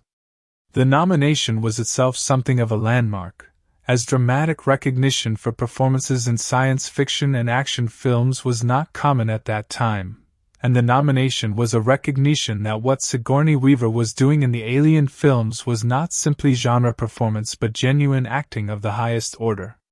She appeared in Alien 3 and Alien: Resurrection in subsequent decades, maintaining a commitment to the character and the franchise across nearly 4 decades. Alongside her science fiction work, she built a parallel career in dramatic and comedic films of enormous variety and quality. She appeared in the original Ghostbusters in 1984 as Dana Barrett, the musician and love interest of Peter Venkman who becomes possessed by the demonic entity Zul. The role required her to play both a believable and grounded ordinary person and a terrifying supernatural being, sometimes within the same scene, and she handled the comic and dramatic demands of the material with complete ease. She reprised the role in Ghostbusters 2 and her brief return in Ghostbusters. Afterlife brings Dana's story to a satisfying and emotionally resonant conclusion. She received Academy Award nominations for Best Actress for Gorillas in the Mist, the biographical film about primatologist Dian Fossey, and for Best Supporting Actress for Working Girl, both in the same year, 1988.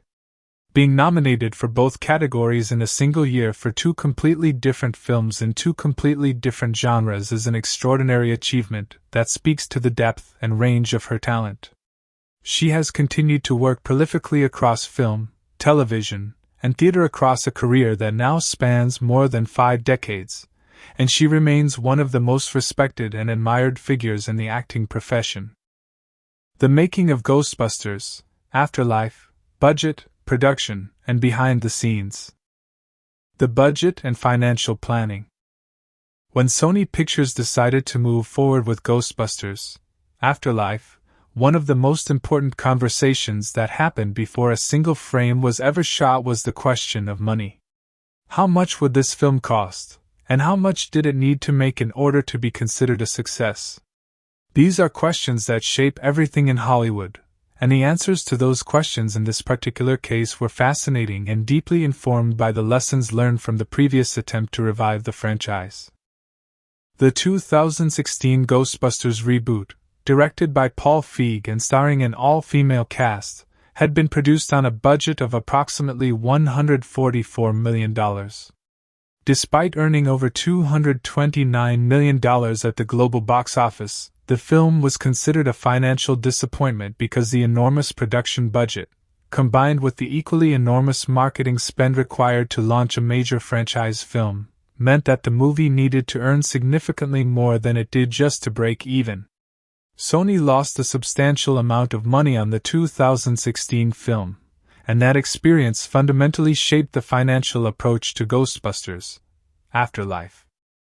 The decision was made to produce Ghostbusters: Afterlife on a budget of approximately $75 million, which was just over half of what the 2016 film cost to produce. This was a deliberate and strategic choice. By cutting the production budget nearly in half, Sony lowered the financial threshold the film needed to clear in order to be profitable.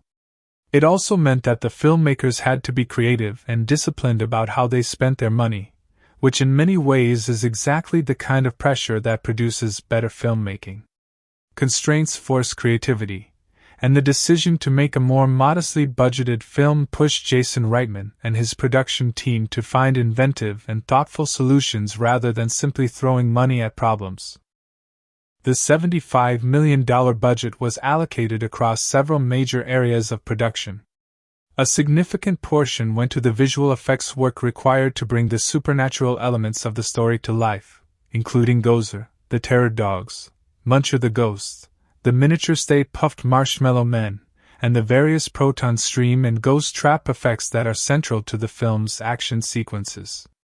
Another substantial portion went to the practical set construction and location work, with the film house, the mine, the Gozerian temple, and the various Somerville locations all requiring careful and detailed physical construction and dressing. Securing the rights to use the iconic Ghostbusters equipment designs and the Ecto-1 vehicle involved its own set of costs and negotiations, and the salaries for the cast, which included several major stars returning to beloved roles, represented a significant line item in the overall budget. One of the most interesting aspects of the production's financial approach was the decision to film largely on location in rural Alberta, Canada, standing in for Somerville, Oklahoma. Filming in Canada allowed the production to take advantage of favorable exchange rates and generous tax incentives offered by the Canadian government to attract film productions, effectively stretching the budget further than it would have gone had the film been shot entirely in the United States. The town of Crossfield, Alberta, became Somerville, and the wide open prairie landscapes of rural Alberta provided exactly the kind of flat, dusty, atmospheric terrain that the story required. The production spent months in Alberta, using the genuine landscape rather than recreating it on a studio lot, and the authenticity of the physical environment gives the film a grounded and real quality that significantly contributes to its emotional effectiveness. The film ultimately grossed over $200 million at the global box office against its $75 million production budget, making it a clear commercial success by any reasonable measure and vindicating Sony's decision to approach the revival of the franchise with financial discipline rather than extravagance. The vision of Jason Reitman, making a personal film. Jason Reitman came to Ghostbusters: Afterlife with an agenda that went beyond simply making a successful franchise film. For him, this project was deeply personal in a way that is unusual for a major studio blockbuster. His father, Ivan Reitman, directed the original 1984 Ghostbusters and the 1989 sequel, and Jason grew up with those films as a fundamental part of his family history and his personal mythology. The characters, the equipment, the world of Ghostbusters were not just cultural properties to him. They were connected to his father, to his childhood, and to some of his most formative experiences as a young person discovering a love of cinema. He came to the project with a very specific idea of what the film should feel like. He wanted it to feel like a Steven Spielberg adventure film from the 1980s, specifically the kind of film that Spielberg produced or directed in that era, pictures like E.T., Close Encounters of the Third Kind, and the Indiana Jones films. He wanted the movie to have that quality of wide-eyed discovery, of ordinary people encountering extraordinary things and finding within themselves resources of courage and ingenuity that they did not know they possessed. He wanted it to be funny but also genuinely moving, scary in places but ultimately warm and life-affirming. He made this vision clear to everyone involved in the production from the very beginning. He talked extensively about the tone he was after in his conversations with his cast, his cinematographer, his production designer, and his editor. He wanted the film to breathe, to take its time with character and with the small moments of human connection that give the larger dramatic moments their emotional power. He did not want it to feel like a modern blockbuster with constant action and noise. He wanted it to feel like a story being told with patience and care. One of the most meaningful aspects of the production for Jason Reitman was the opportunity it gave him to work alongside his father. Ivan Reitman served as one of the producers of Ghostbusters, Afterlife, and the two worked together closely throughout the development and production process. This father-son collaboration on a film about fathers and children, about legacy and inheritance, about the things we receive from the people who came before us, was something that both men found deeply significant. Ivan Reitman passed away in February 2022, just a few months after the film was released, making Ghostbusters, Afterlife the last major project they worked on together. The film is dedicated to his memory. Casting and the search for Phoebe. One of the most important decisions made during the pre-production process was the casting of Phoebe Spengler, the 12-year-old protagonist around whom the entire emotional story of the film revolves. Jason Reitman knew from the very beginning that finding the right actress for Phoebe was the single most critical casting decision of the entire production. If the actress playing Phoebe did not work, the film would not work, because Phoebe is the emotional heart of everything. She is in virtually every significant scene, she carries the film's central themes, and she is required to deliver a performance of genuine depth and technical precision, while also being completely believable as a 12-year-old girl. When McKenna Grace came in to audition, the response in the room was immediate. Jason Reitman has spoken in interviews about the experience of watching her audition and feeling a profound certainty that she was the person he had been looking for. Her combination of intellectual presence, emotional authenticity, and the specific quality of gentle social awkwardness that defines Phoebe was exactly right.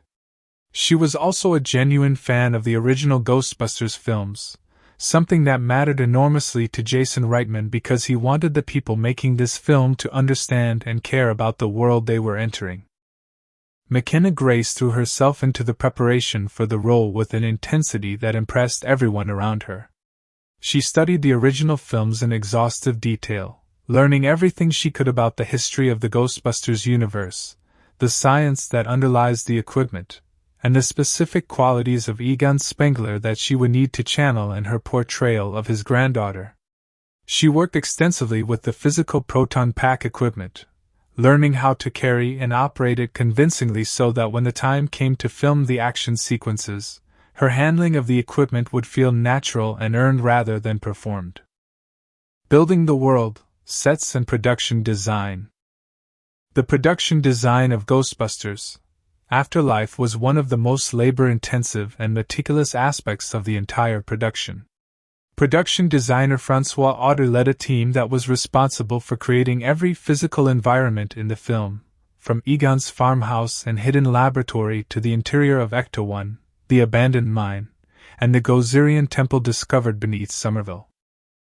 The farmhouse was designed to tell Egon's story entirely through its physical details, so that audiences who paid close attention to the environment would understand who this man was and what his life had been before a single word of dialogue explained it. Every shelf, every piece of equipment, every notebook and drawing and diagram was placed with deliberate intention. The farmhouse is a physical portrait of a brilliant, obsessive, isolated man who has spent years pouring everything he has into a mission that he believes is of world-ending importance. The production design team spent months filling the farmhouse with details, many of which are too small to be clearly visible in the finished film, but which contribute to the overall texture and authenticity of the environment. Egon's hidden laboratory, discovered by Phoebe in the floor of the farmhouse, was one of the most technically complex sets in the film. The laboratory needed to contain years of scientific work, rows of ghost traps and PKE meters and other equipment, and the visual evidence of a man who has been working alone on a massive problem for a very long time. The design team studied the equipment from the original Ghostbusters films in extraordinary detail and worked with the original prop builders to recreate and update the equipment in ways that felt consistent with the established aesthetic of the franchise while also feeling organic to the specific character of Egon and his particular approach to his work. Recreating Ecto-1 was a project in itself. The production team sourced an original 1959 Miller Meteor Cadillac ambulance, the same model used in the original 1984 film, and then subjected it to a meticulous restoration process to bring it to working condition. The car was then dressed with the iconic Ghostbusters equipment and markings, and additional modifications were made to allow it to function as a proper working prop on set. The driving sequences required the car to perform at speed on location roads in rural Alberta, which meant it needed to be genuinely mechanically reliable as well as visually accurate. Several versions of the car were prepared for different shooting requirements, including versions built on modern vehicle platforms for the more demanding stunt work. Filming the ghost chase sequence. One of the most celebrated sequences in Ghostbusters, Afterlife, is the ghost chase through the streets of Somerville, in which Phoebe and Podcast pursue Muncher and Ecto-1. This sequence was one of the most technically demanding in the entire film, requiring the coordination of practical vehicle work, physical prop operation, visual effects integration, and performance, all simultaneously and under conditions that were frequently challenging. The sequence was filmed on location in Crossfield, Alberta, using the actual streets of the small town dressed to look like Somerville. Multiple cameras were positioned at various points throughout the town to capture different angles of the chase, and the production required the cooperation of local residents and businesses, who were largely enthusiastic about the production being in their community. The filming of the sequence took several days of night shooting, which is always more physically demanding than daytime work and which required the entire crew to adjust their schedules and their energy management accordingly. Finn Wolfhard, who drives Ecto-1 in the sequence, underwent extensive preparation for the driving work required of him. Filming a car chase sequence in a major studio production requires a level of precision and technical skill that goes well beyond ordinary driving, and the production worked with him to ensure that he was comfortable and confident operating the vehicle under filming conditions. He was assisted by a team of stunt coordinators and driving coaches who worked with him to develop the specific skills the sequence required. McKenna Grace's work hanging out of Ecto-1 and operating the proton wand during the chase was physically demanding and required her to maintain her character's performance while also managing the practical requirements of working with heavy equipment in a moving vehicle. The proton wand is a substantial piece of equipment, and operating it convincingly while in motion and while performing emotionally requires the kind of physical and mental coordination that most actors develop over years of experience. McKenna Grace handled it with the same focused competence she brings to every aspect of her work. The Muncher visual effects were not present during filming, which meant that McKenna Grace and Logan Kim had to perform their reactions to an entity that did not yet exist and that they could only imagine based on descriptions and concept art. This kind of performance work, responding authentically to something that is not there and will only be added later in post-production, is one of the most technically challenging aspects of working on visual effects-heavy productions, and both young actors handled it with impressive skill. The original Ghostbusters return, an emotional reunion.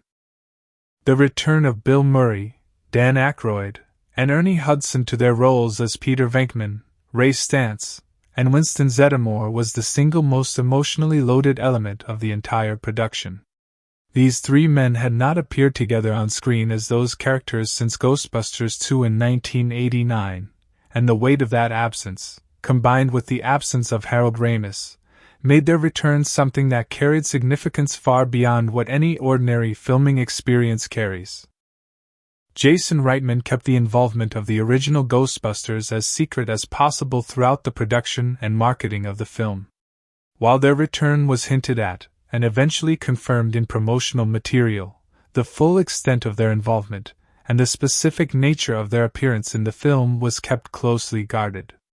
The goal was to preserve the theatrical experience of their arrival for audiences who would encounter it for the first time in the cinema, and this strategy was largely successful.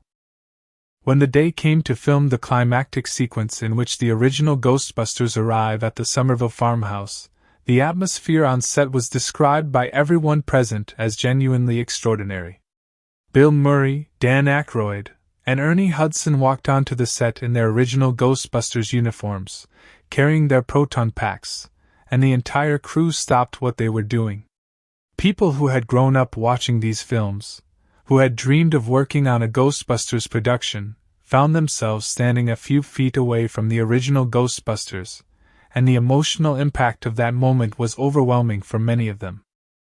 Dan Aykroyd was particularly moved by the experience. He has spoken in interviews about what it meant to return to the character of Ray Stantz after so many years, and about the grief of doing so without Harold Ramis. He and Harold Ramis were close friends as well as creative collaborators, and the loss of Ramis in 2014 left a hole in the Ghostbusters world that could never truly be filled. Returning to the set of a Ghostbusters film and knowing that Harold was not going to walk through the door was something that Dan Aykroyd found genuinely painful, even as he was grateful for the opportunity to honor his friend's legacy through the story that the film tells. Ernie Hudson brought his characteristic quiet dignity to the experience. He has spoken about the significance of finally seeing Winston Zeddemore treated as a genuinely important part of the franchise, and about the satisfaction of returning to a role that has meant so much to so many people over so many years. His warmth and his professionalism were remarked upon by every member of the crew who worked with him. Bill Murray, being Bill Murray, brought his own particular energy to the proceedings. While everyone around him was feeling the emotional weight of the moment, Murray remained characteristically himself, funny, unpredictable, engaged in ways that you do not always expect, and capable of delivering a deeply moving performance while giving absolutely no outward indication that he is doing anything other than having a pleasant conversation. His ability to appear completely effortless while doing something that requires enormous skill and emotional intelligence is one of the most remarkable qualities he possesses as a performer, and it was on full display during the filming of the climactic sequences. Funny and memorable moments on set. The set of Ghostbusters, Afterlife was, by all accounts, a warm and joyful working environment, filled with moments of genuine humor and spontaneity that reflected both the nature of the material and the personalities of the people involved. Bill Murray was the primary source of unscripted comedy throughout the production. He has a legendary reputation in Hollywood for improvisation and for saying and doing things on set that nobody expects, and he did not disappoint on Ghostbusters, Afterlife. During the filming of the climactic battle sequence, Murray would frequently break the tension between takes by launching into completely unexpected monologues or observations that had nothing to do with the scene being filmed. On one occasion, while standing in full Ghostbusters uniform in a field in the middle of rural Alberta, surrounded by crew members and equipment, he reportedly began delivering what appeared to be an improvised lecture on the migratory patterns of Canadian geese, completely straight-faced, for several minutes, while the entire crew tried to maintain their composure. His interactions with McKenna Grace were one of the genuine delights of the production. Murray, who has a well-known and genuine affection for working with young actors, was immediately charmed by McKenna Grace's combination of intelligence, seriousness, and dry humor. He reportedly spent time between takes engaging her in long, rambling, comic conversations about completely random subjects, clearly enjoying the fact that she could keep up with him and frequently match him in wit and timing. The two of them developed a genuine rapport that, while not visible in the finished film since their characters have limited screen time together, was a source of warmth and laughter throughout the shoot. Paul Rudd was another source of consistent on-set comedy.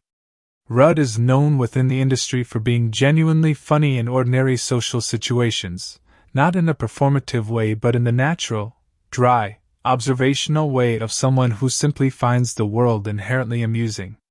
His ability to find something funny about virtually any situation, however mundane, kept the energy on set light and positive even during the long days and physically demanding shoots that any major film production involves. He and Carrie Coon developed a warm and easy chemistry both on and off camera, and their between-takes conversations were reportedly filled with the kind of comfortable comedic banter that reflects genuine mutual affection. Finn Wolfhard and Logan Kim, who play Trevor and Podcast respectively, were also a source of considerable on-set amusement. Both young actors share a sensibility and a comedic chemistry that extended off-camera, and the two of them were frequently found between takes engaged in elaborate and escalating comedic exchanges that would grow more absurd and more inventive as the day went on. Their energy was infectious, and their obvious genuine friendship contributed enormously to the warmth and naturalism of their scenes together. Dan Aykroyd brought to the set an encyclopedic knowledge of Ghostbusters lore and history that occasionally led to long and detailed discussions about the metaphysical properties of various pieces of ghost-busting equipment, discussions that were delivered with complete seriousness and enthusiasm and that the rest of the cast and crew listened to with a mixture of admiration and barely suppressed laughter. Aykroyd's passion for the subject matter that he created is entirely genuine, and there were moments on set when it became clear that he knows more about the scientific and supernatural underpinnings of the Ghostbusters universe than any person should reasonably be expected to know, including details that have never appeared in any film or any publicly available material. One particularly memorable on-set moment involved the miniature Stay Puft Marshmallow Men, the tiny versions of the iconic Stay Puft Marshmallow Man that appear in the film causing mischief inside Ecto-1. These characters were created through a combination of practical puppet work and visual effects, and the puppet versions of the miniature puffs were apparently irresistibly charming to everyone on set. Crew members would reportedly pick up the puppets between takes and use them to conduct elaborate little dramas and comedic scenarios, and on at least one occasion an entire separate narrative was developed around the miniature puffs that had nothing to do with the film being made but which apparently kept a significant portion of the crew entertained for the better part of an afternoon. The filming in rural Alberta also produced its share of unscripted moments. The landscape of rural Canada is beautiful and atmospheric but also profoundly quiet and somewhat isolated, and a large film crew spending weeks in that environment inevitably develops its own internal culture and its own running jokes. The weather in Alberta is unpredictable and frequently dramatic, and several shooting days were interrupted by conditions that no amount of production planning could have anticipated. These interruptions, rather than being sources of frustration, often became opportunities for the kind of spontaneous interaction and impromptu comedy that builds the genuine bonds between people that you can feel in the finished film. There were also moments during the filming of the emotionally significant scenes that were, paradoxically, sources of laughter precisely because of their emotional weight. When the ghost of Egon Spengler appears in the climactic sequence and adjusts Phoebe's glasses, the crew that was present during that filming was moved in ways that were genuine and deep. The combination of the emotional significance of the moment, the technical complexity of filming a visual effects sequence involving a character who was portrayed through a combination of archival footage and new digital work, and the reality of standing on a film set trying to maintain professional composure while being emotionally affected, produced a number of moments where laughter was the only possible release valve. Several crew members have spoken about quietly crying behind cameras and then immediately bursting into laughter at the absurdity of their own emotional state. The overall atmosphere on the set of Ghostbusters, Afterlife was described by virtually everyone involved as one of the most positive and emotionally meaningful working experiences of their careers. The combination of an extraordinary cast, a director with a deeply personal connection to the material, a crew that understood the significance of what they were making, and a story that honored the legacy of people and things that meant something real to everyone involved, created a working environment that was as much an experience as it was a job. People came to work knowing that they were part of something that would matter to millions of people, and that knowledge gave even the most ordinary and routine aspects of the production a sense of purpose and meaning that is genuinely rare in the making of any film, however significant.